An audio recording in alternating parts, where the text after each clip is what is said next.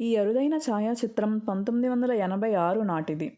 పారిశ్రామికవేత్త టి. సుబ్బరామిరెడ్డి జీవన పోరాటం చిత్రం నిర్మించారు. రజనీకాంత్, శోభన్ బాబు, విజయశాంతి, రాధిక, శరత్ బాబు, నరేష్ ముఖ్య పాత్రలు ధరించారు.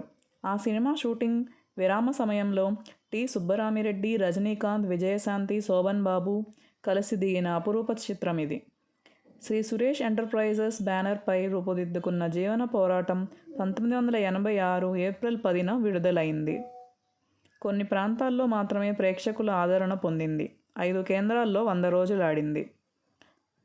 1986 జూలై 25న హైదరాబాద్ సంపూర్ణ హోటల్లో విందు సమావేశం నిర్వహించారు. 100 రోజుల వేడుకలు కూడా జరిగాయి. దాసరి నారాయణరావు, హీరో వెంకటేష్, నిర్మాత జి. ఆదిశేషగిరిరావు ముఖ్య అతిథులుగా విచ్చేశారు. జీవన పోరాటం చిత్రానికి రాజాచంద్ర దర్శకత్వం వహించారు. పి. శశిభూషణ్ నిర్మాత. పలువురు చిత్ర నటీనటులు, థియేటర్ల అధినేతలు హాజరయ్యారు. ఈ సినిమాకు హిందీలో హిట్ అయిన రోటీ కప్డా ఔర్ మకాన్ ఆధారం. Subscribe to our channel.